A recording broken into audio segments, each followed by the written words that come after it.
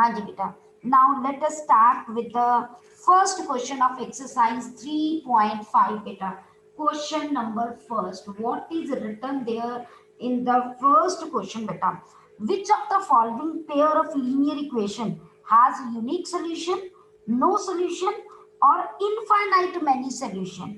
In case there is a unique solution, then find it by using cross multiplication method. They said कि अगर जो है मेरे पास यूनिक सोल्यूशन है, ओनली देन जो है आप क्या करोगे, मेरे पास वैल्यू फाइंड आउट करोगे. ओके, यूनिक सोल्यूशन की बात नहीं बेटा. जो है let me do it again so that it will be easy for you to do that. Okay, हाँ जी. तो मेरे पास जो है x minus 3y minus 3 equal to 0, 3x मेरे पास जो है minus 9y minus 2 equal to 0. Okay, तो सबसे पहला काम क्या है, a1 over a2 that is 1/3, b1 over b2 मेरे पास minus 3 by minus 9 that is 1/3, then c1 over c2 देखिए मेरे पास तो है माइनस 3 बाय माइनस. एक चीज याद रखा करो बेटा, कांस्टेंट्स को जो है हमारे पास जो है नॉर्मली हम बच्चों को कहते हैं, वो क्या करते हैं, कभी कांस्टेंट को एक तरफ रख लेते हैं, कभी कांस्टेंट को एक तरफ रख लेते हैं. ऐसे नहीं करना. एक ही फंडा याद रखना कि कांस्टेंट्स को आप इधर ट्रांसफर कर दो, ताकि साइन कभी भी करो ये ना एक इक्वेशन में कांस्टेंट इधर हो एक में इधर हो तो प्रॉब्लम हो जाती है.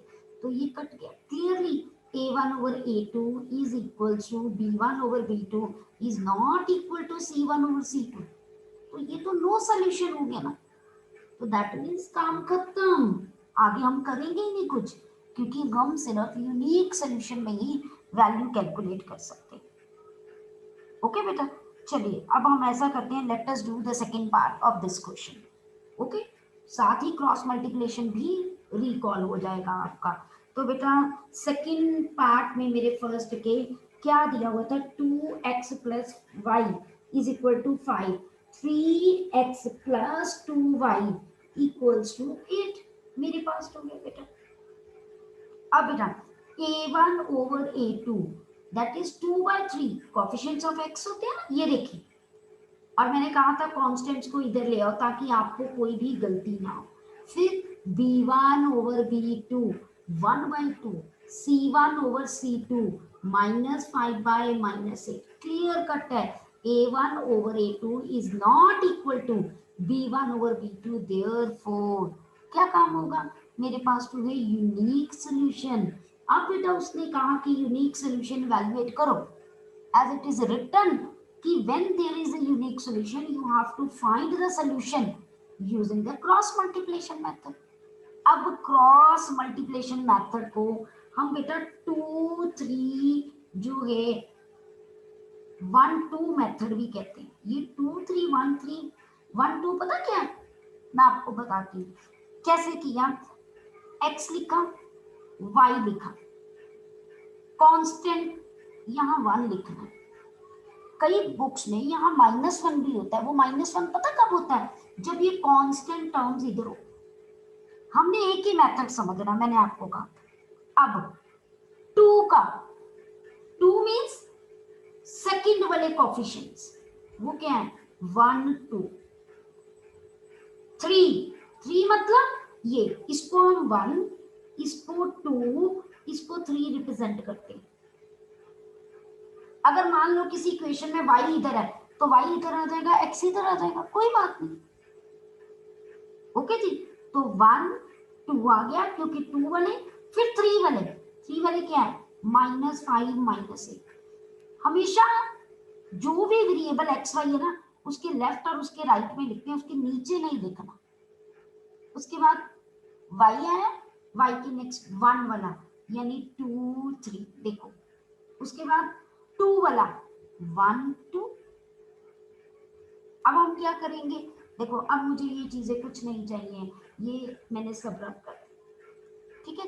अब नेक्स्ट स्टेप में मैं क्या करूंगी, I am writing on the top x over, इन दोनों को मल्टीप्लाई, क्रॉस जो है मेरे पास जो है मेथड है मल्टीप्लिकेशन, यानी क्रॉसिंग में मल्टीप्लाई करना है फिर इधर से क्रॉसिंग में मल्टीप्लाई करना और बीच में माइनस।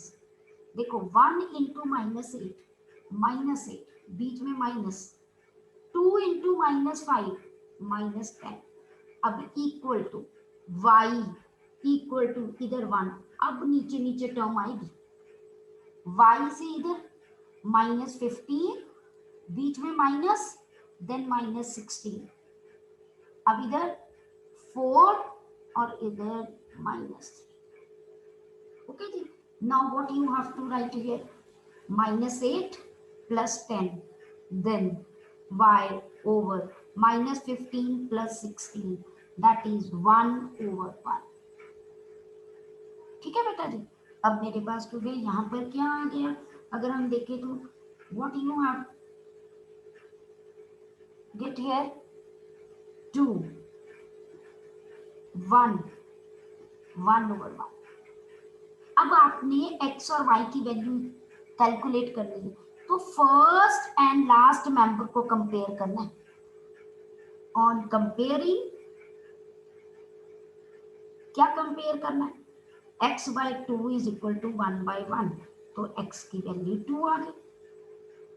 ओके बेटा, ऑन कंपेयरिंग मेरे पास हो गए x की वैल्यू क्या आ गई, 2 आ गई। सेकंड में y/1 is equal to 1/1, y की वैल्यू क्या आ गई, 1 आ गई।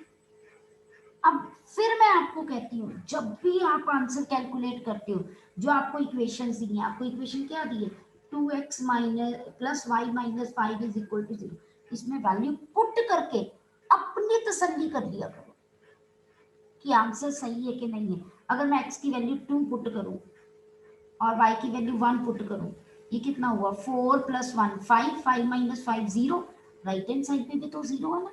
इसका मतलब जो मैंने कैलकुलेट किया वो 100% करेक्ट है। ओके बेटा, क्लियर। ये आपने अपने लिए चेकिंग करनी है, किसी और के लिए चेकिंग नहीं करनी। अब मेरे को लगता है कि मैंने क्रॉस मल्टीप्लिकेशन एक बार रिकॉल कर दिया है, आपको क्लियर हो जाएगा बेटा। तो now let us do the next question, that is question number 2। Very very important बेटा, बहुत ज्यादा इंपॉर्टेंट है पेपर पॉइंट ऑफ व्यू से। बहुत बार पेपर में ये क्वेश्चन आता ही आता है। ठीक है जी। अब क्वेश्चन समझिए क्या है हमारे पास। क्वेश्चन नंबर 2 फर्स्ट पार्ट बेटा, for what value of a and b does the following pair of equation have a unique solution, है ना। तो पहले तो इक्वेशंस क्या दी हुई हैं, 2x plus 3y equals to 7 and a minus b into बेटा x plus a plus b into y is equal to 3a plus b minus 2। अब देखो, हमें कंडीशन क्या दी है कि सिस्टम ऑफ लीनियर इक्वेशन जो है ना वो इनफाइनाइट मैनी सॉल्यूशन। अब आप मुझे बताइए कि इनफाइनाइट मैनी की कंडीशन क्या होती है। Anybody from you just raise your hand and tell me. Hari okay Tania, very good, सिर्फ तानिया को ही आता है। ओके तानिया बताइए बेटा, इनफाइनाइट मैनी के लिए क्या कंडीशन है। Ma'am coefficients of x a1 over a2 is equals to b1 over b2 is equals to c1 over c2। Very good Tania, for infinite many solution जो है मेरे पास 100% बेटा तानिया ने जो बताया a1 over a2 is equals to b1 over b2 is equal to c1 over c2 होता है। हम ऑलरेडी मैंने आपको स्टार्टिंग में भी बताया था। अब a1 क्या है, मेरे पास कोफिशिएंट ऑफ x है, तो कैसे लिखोगे आप, 2 ओवर। अब a2 क्या है बेटा, x का कोफिशिएंट क्या है यहाँ पर, a माइनस b, यहाँ पर अब b1। Okay who will tell me next. अब रोल नंबर वाइज चलते हैं। अक्षित, अक्षित बेटा unmute yourself. Akshit yes ma'am. बेटा what is the coefficient of b1 बेटा है, b1 3। okay value of b1 is 3, very good, and the value of b2 is, the value of b2 is A plus B. Very good. That is 3 over A plus B. Next, roll number 2, Archie. The value of Yes, ma'am. C1 is -7 over -3a plus b minus 2. Very good. आपने C2 की भी साथ बता दी. यही मैं देखना चाहती थी कि आप इस टर्म को इधर ट्रांसपोज करती हो कि नहीं.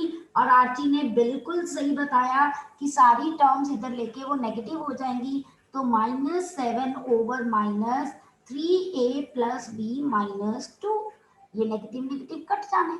अब मुझे तो a और b की वैल्यू इवैल्यूएट करनी है बेटा.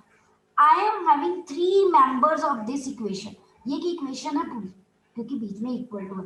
3 मेंबर्स हैं. ये फर्स्ट मेंबर, ये सेकंड मेंबर और ये थर्ड मेंबर बेटा. अब यहां से मुझे वैल्यू को इवैल्यूएट करना है. मैं क्या करूं? मैं पहले फर्स्ट 2 मेंबर को इक्वेट कर दूं, फिर मैं सेकंड थर्ड को भी इक्वेट कर दूं. या मैं ये भी कर सकती हूँ, मैं फर्स्ट को सेकंड के साथ इक्वेट करूं, फर्स्ट को थर्ड के साथ भी इक्वेट कर सकती हूँ. Because 3 are equal. मैं जैसे मर्जी इक्वेट कर दूं, मुझे कोई भी प्रॉब्लम नहीं आएगी. ओके जी.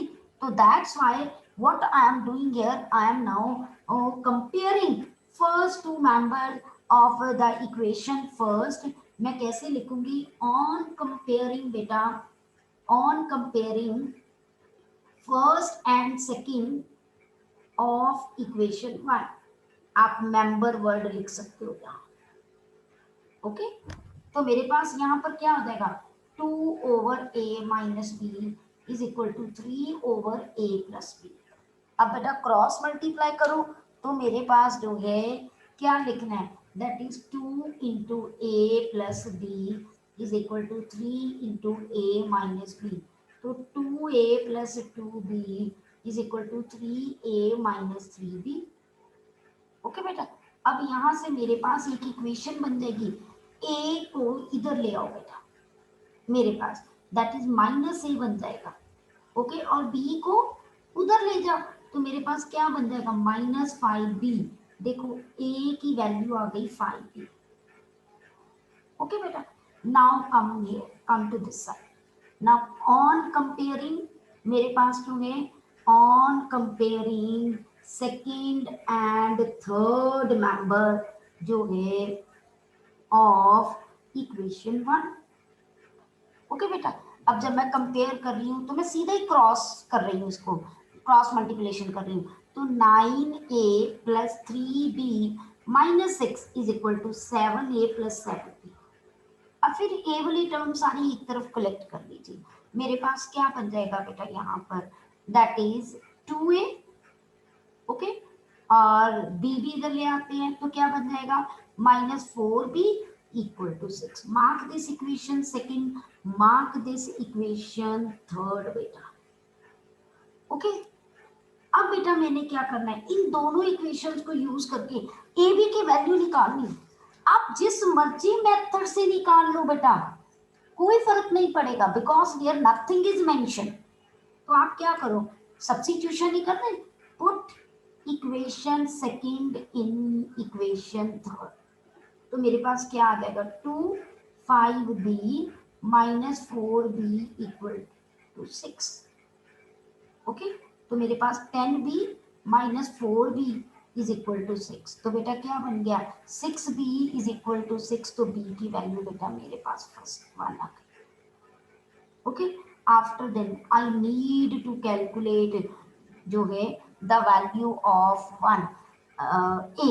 अब बेटा मैंने अगर वैल्यू ऑफ a कैलकुलेट करना है तो बेटा मैं यहाँ पर क्या करूँगी? What I have to do here. तो मेरे पास जो है यहाँ पर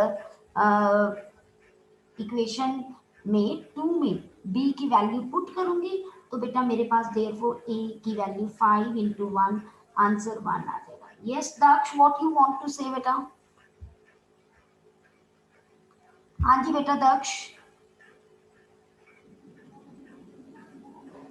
मैम ये वाला स्टेप समझाना ma'am 2 minute. Ma'am put equation in equation.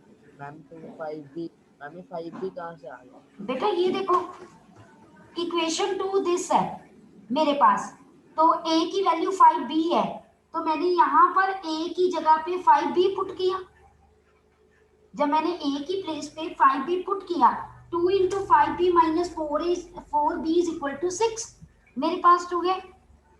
Okay, तो मेरे पास यहाँ पर क्या आ जाएगा, 10b minus 4b is equal to 6, और 10 माइनस 4 6b, और वहां से मेरा आंसर आ गया बेटा। ओके जी, चलिए बेटा, अब मेरे पास जो है a और b की वैल्यू कैलकुलेट होगी, हमने यही कैलकुलेट करना था बेटा।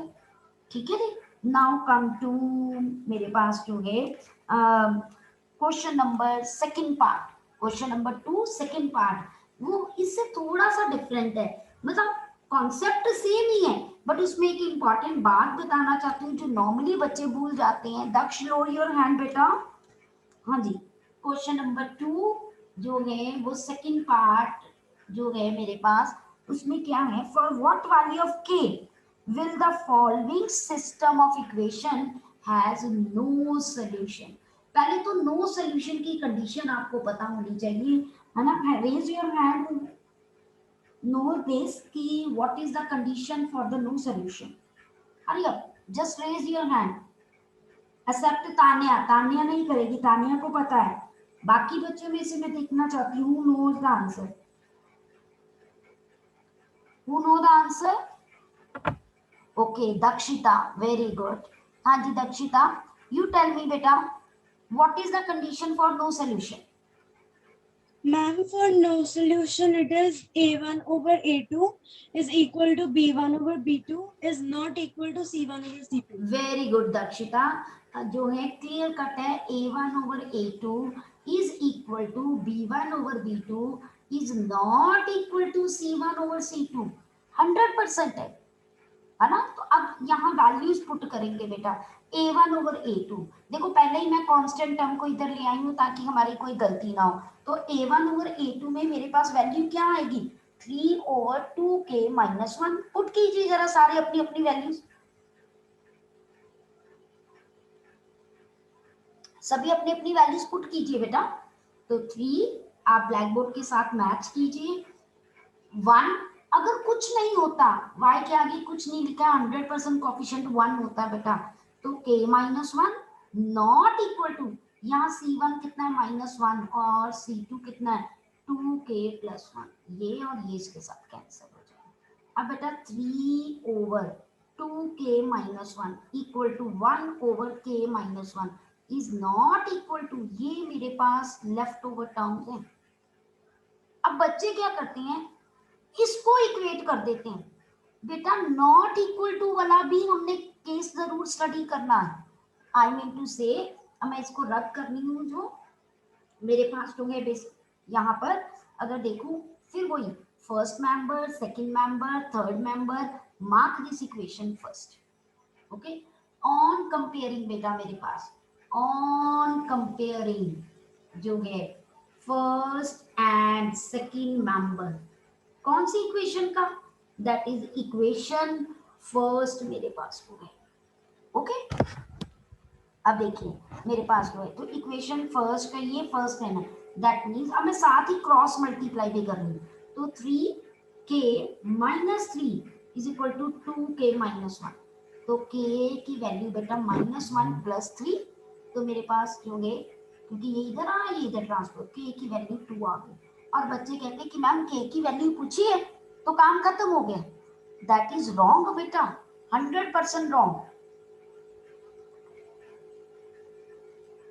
यहाँ पर हम नॉट इक्वल टू वैल्यू भी बताएंगे। जब मैं आपको बताती हूँ कि बेटा ये एक्सरसाइज करनी है, अगर उस एक्सरसाइज में से कोई सिलेबस में डिलीटेड है तो बेटा मैं ये भी तो बताती हूँ कि ये नहीं करना, तो मतलब जो k की वैल्यू है वो बता रही है, जो नहीं है वो भी बताना जरूरी है। तो आप यहाँ लिखोगे ऑन कंपेयरिंग जो है बेटा सेकंड एंड थर्ड मेंबर जो है ऑफ इक्वेशन 1। अब मैंने सेकंड, आपकी मर्जी है चाहे फर्स्ट एंड थर्ड कंपेयर कर लो, क्योंकि ये तो आपस में इक्वल ही है ना, आप जैसे मर्जी कर लो, कोई प्रॉब्लम नहीं आएगी। तो मेरे पास जो है, अगर मैंने सेकंड एंड थर्ड किया, अब यहाँ पर भी बच्चे गलती करते हैं, बीच में इक्वल टू ले आते हैं, बेटा जब कोई चीज नॉट इक्वल टू चल रही है, जब मान लो है ना आप दो फ्रेंड्स में लड़ाई झगड़ा चल रहा है, तो आप कभी इकट्ठे बैठोगे नहीं ना, तो आप क्या करोगे 2k+1, मैं जब इसको इधर लेके गई तो बीच में नॉट इक्वल टू ही लगाना है और इधर k-1। ओके बेटा, तो अब मैं ये चीज रब कर रही हूँ क्योंकि मुझे नहीं चाहिए अब, तो मेरे पास यहाँ पर क्या आना शुरू हो जाएगा, that is k not equal to -2 बेटा। तो at the end you have to write k must take value 2 but not take or have, instead of take, have should be appropriate word. K must have value 2 but not have value -2। दोनों के number मिल रहे हैं, नहीं तो marks cut जाएंगे बेटा आपके। ठीक है जी, क्लियर। अब आपका जो होमवर्क है मैं आपको बता दूं कि आपने क्वेश्चन नंबर 3 खुद ट्राई करना है। ठीक है जी, क्वेश्चन नंबर 4 के बेटा अब हम क्वेश्चन जो है वो डिस्कस करने लगी हूँ मैं, स्टेटमेंट क्वेश्चन जो है। ठीक है, क्लियर। जो है इसके स्टेटमेंट क्वेश्चन जो है I will start doing that, let us discuss that बेटा, statement question for you. Okay जी, मैं सॉल्व नहीं करूंगी, I just make the word problem change into the equations, you have to solve it yourself. Okay जी, first question बहुत important बेटा, बहुत बार paper में ये आता है, मैंने आगे भी आपको बताया था। हमने टैक्सी फेयर वाला फिक्स वाला किया था। अब इस क्वेश्चन में क्या है, firstly I am reading the statement, then I will tell you कि what this question is. Okay, a part of the monthly hostel charges is fixed, monthly hostel charges to me that is fixed, and the remaining depends upon the number of days one has taken food in the mess। और बाकी जो है किस पे depend करता है कि number of days आप वहां पर कितने रहते हो और मेस से खाना खाते हो। when a student A took food for 20 days, case first में मुझे कहा है कि 20 डेज के लिए अगर वो खाना खाता है तो उसे मनी जो है ना बेटा वो 1000 रुपीज देनी पड़ती है। Okay, as a hostel charges, whereas a student be, और अगर कोई एक और बच्चा है who took food for 26 days, अगर वो 26 डेज के लिए खाना खाता है ना बेटा, तो उसको बेटा 1180 रुपीज उसको पे करने पड़ते हैं as a hostel charges. Find the fixed charges and the cost of food per day. अब उन्होंने कहा है कि फिक्स्ड चार्जेस बताइए और कॉस्ट ऑफ फूड बताइए पर डे। मेस से खाना लेना मतलब पर डे चार्जेस ही पड़ेंगे ना आपको, तो ऑब्वियस है क्या करेंगे, दो ही चीजें हैं ना बेटा, ये तो चलना ही चलना है साथ में, है ना, तभी कॉस्ट पूरी होगी।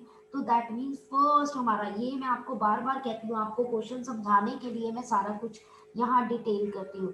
तो हम सबसे पहले हमारा मेन क्वेश्चन यहाँ से स्टार्ट होता है, लेट द मंथली चार्जेस, मेरे पास जो है मंथली चार्जेस वो क्या है ₹X, एंड लेट द मेरे पास जो है हॉस्टल या कॉस्ट ऑफ फूड कुछ भी लिख सकते हो, या let the food charges per day. Okay जी, दैट इज ₹1। अब हम इक्वेशन बना सकते हैं यहाँ से कि मेरे पास इक्वेशन क्या बनेगी यहाँ पर, that is according to question first case जो मेरा बनेगा क्लियर कट है, यहाँ फिक्स चार्जेस लगने ही लगना है, प्लस मेरे पास जो है 20 इंटू वाई, क्योंकि 20 डेज और पर डे के चार्जेस वाई हैं, तभी ये 1000 रुपीज बनेगा। और सेकंड केस मेरे पास क्या है, फिक्स्ड चार्जेस तो लगने ही लगने हैं। अब वो 26 डेज के लिए गया और मेरे पास 1180 होगा। Now solve these two equation, obvious है कि हम क्रॉस मल्टीप्लिकेशन एक्सरसाइज कर रहे हैं, you have to solve it using the cross multiplication method. Okay, paper में आपको मैं बार बार कह रही हूँ कि स्टेटमेंट क्वेश्चन के साथ कभी कुछ नहीं लिखा होता, आपको वरी कर, अगर लिखा है तो do it by that method, if nothing is mentioned you can do it by any method। okay, now let us move toward question number 2, fourth question, second part। okay, question number 4 second part. Okay जी, next question जो था हमारा पास statement इसमें change करते हैं, read करते हैं पहले, चेंज बाद में करेंगे इसको मैथमेटिकल अलजेब्रिक फॉर्म में। पहला ही वर्ड सुनते ना फ्रैक्शन, तो मुझे लगा कि क्यों ना फ्रैक्शन वर्ड आया है तो बेटा मैं क्यों ना इसको लेट न्यूमिनेटर और डिनोमिनेटर लेट कर दूं, है ना। फॉर दैट बेटा अब मैं क्या करूंगी, let the numerator be x, denominator be y, therefore fraction is numerator over denominator x by y. बाद में स्टेटमेंट को रीड करते हैं, इतना तो यूज होना ही होना है मेरे पास। तो अब बेटा उसने क्या कहा है, पहले हम रफ में लिखते हैं कि उसने क्या कहा है। अ फ्रैक्शन बिकम्स 1/3, वो कहता है if 1 is subtracted from the numerator, word from को अंडरलाइन कीजिए, from the numerator मतलब न्यूमिनेटर पहले आना है, 1 माइनस एक्स नहीं लिखना है बेटा, एंड यानी डिनोमिनेटर की कोई बात नहीं की तो वो एज इट इज आ जाएगा। पहला केस तो हमारा ऐसे ही बन गया। अब उसने कहा एंड इट बिकम 1/4, है ना, इसमें कुछ रफ में लिखने की जरूरत ही नहीं ज्यादा पड़ी थी, चलो फिर भी लिख देते हैं। It become 1/4 when 1 is added to denominator. अब न्यूमिनेटर में कुछ नहीं किया तुझे, ये तो सीधा ही बन रही है, कुछ लिखने की जरूरत ही नहीं पड़ी। तो अब हम यहाँ पर एज इट इज लिख देते हैं according to question x - 1 by y is equal to 1/3 cross multiply, ये केस फर्स्ट था मेरे पास, 3x - y जो है इज इक्वल टू y, तो 3x - y - 3 equal to 0। Mark this equation first. After then case second, x over y plus 1 equal to 1/4, cross कीजिए, 4x is equal to y plus 1, 4x minus y जो है -1 equal to 0। Mark this equation second. Solve first two equations, equation first and second, and get the value of x and y. Yes, Tanya beta. Yes. Ma'am second case में +8 नहीं होगा, book में हाँ। दिया हुआ है it becomes 1/4 when 8 is added. Okay okay okay बेटा, I think मैंने 1 पढ़ लिया, कोई बात नहीं, तो 8 कर देते हैं। मेन तो कॉन्सेप्ट समझना, नो प्रॉब्लम, 8 आ जाएगा। ओके जी, clear? That is not a big issue for us ना, है ना। Very good Tanya, you are attentive in the class, that means good। चलिए बेटा, तो इन दोनों को सॉल्व करेंगे। At the end you have to write the answer in the form of fraction because it is written कि हमें answer fraction में लिखना। ओके बेटा, क्लियर?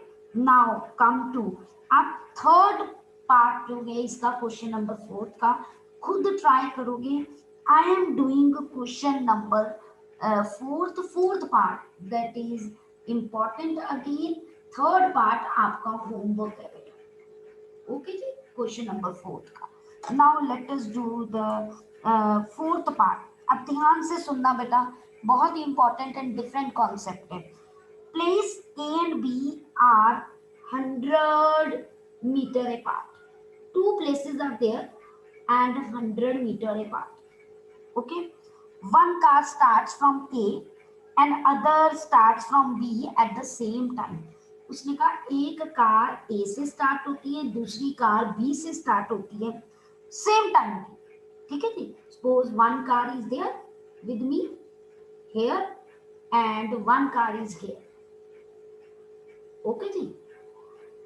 अब वो क्या कहते हैं कि if the car travels in the same direction at different speed, same direction मतलब ये भी उधर को जा रही है, ये भी उधर को जा रहा है, लेकिन डिफरेंट स्पीड, स्पीड अलग अलग है, तो दे मीट इन 5 hours।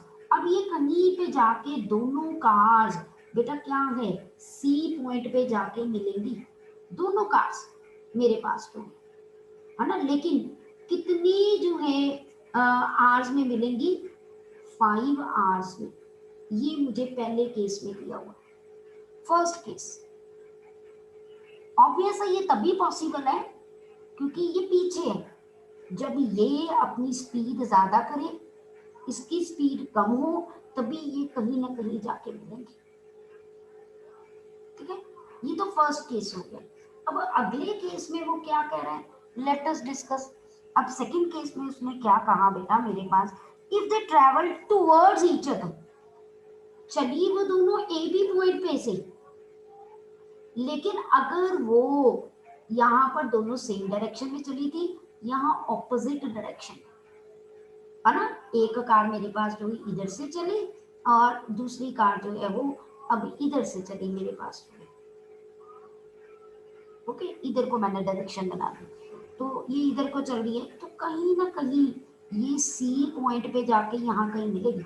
यहाँ मुझे कोई टेंशन नहीं, ऑब्वियस है जिसकी स्पीड ज्यादा होगी वो ज्यादा डिस्टेंस कवर करेगा, ये मिडल पॉइंट नहीं है, ये चीज याद रखना, ये मिडल पॉइंट नहीं है, कहीं पे भी मिल सकती है, मुझे नहीं पता, लेकिन जब ये मिलती हैं तो ये 1 आवर में जाके मिलती है, यानी दोनों कार्स जब यहाँ आती है ना तो वो 1 घंटे के बाद आती है, दोनों कार 1 आवर के बाद मिलती है, ठीक है जी। तो अब उसने कहा है कि what are the speeds of 2 cars, है ना, बड़ा इंटरेस्टिंग क्वेश्चन है। अगर हम देखें तो मुझे स्पीड निकाल, ये तो पक्का है ना, अगर स्पीड निकालनी है तो दोनों की स्पीड्स को लेट कर लें, हमारे, तो हम क्या करते हैं, let the speed of car at जो है place A, that is x kilometre per hour, speed हमेशा इसी यूनिट में होती है,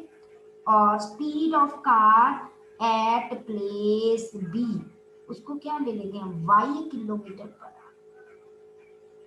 अब मुझे जो मेरे दिमाग में आता है कि क्या कॉन्सेप्ट हम अपने आप में करें, देखो एक तो हमें टाइम की बात दी गई है ना, दूसरा दोनों के मेरे पास डिस्टेंस, अगर मैं देखूं दोनों का डिस्टेंस में डिफरेंस 100 दिया इस केस में, क्योंकि ए डिस्टेंस ज्यादा कवर करता है 100 as compare to the B, लेकिन यहां पर दोनों के डिस्टेंस का टोटल 100 है, कुछ डिस्टेंस ये कवर करता है, कुछ डिस्टेंस ये कवर करता है, यानी दोनों केसेस में ये कॉन्सेप्ट हम यूज करेंगे।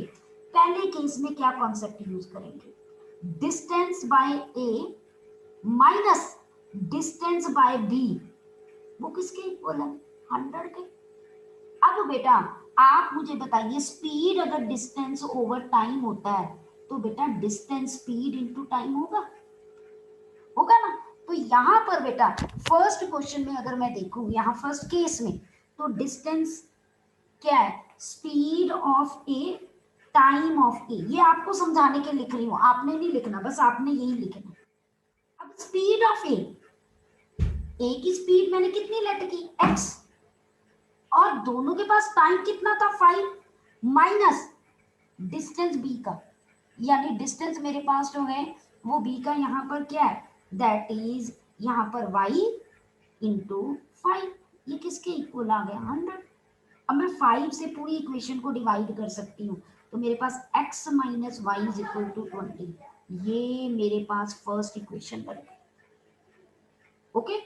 अब सेकंड में देखिए, अब मैं ये रब करने लगी ताकि आपको इजीली विजिबल हो जाए, ठीक है। सेकंड केस देखो, दोनों में डिस्टेंस क्या था, प्लस था, तो distance by A distance by B, दोनों ने इकट्ठे ने मिलके 100 डिस्टेंस किया, क्योंकि कुछ डिस्टेंस इसने कवर किया, कुछ इसने, दोनों में डिस्टेंस तो 100 ही कवर किया ना। तो डिस्टेंस किसके इक्वल होता है, स्पीड इनटू टाइम, तो डिस्टेंस बाय ए किसके इक्वल है, speed by A into time by A. Speed कितनी थी x, टाइम कितना है 1, स्पीड कितनी है y, टाइम कितना है 1, दैट इज 100। तो x plus Y is equal to 100। अब ये दोनों इक्वेशन मेरे पास आ गई, solve it and get your answer, okay बेटा। tomorrow we will do the next question. If any problem is there, you can ask me tomorrow. Till then, goodbye and do revision of this question. That is very important. Okay, take care beta.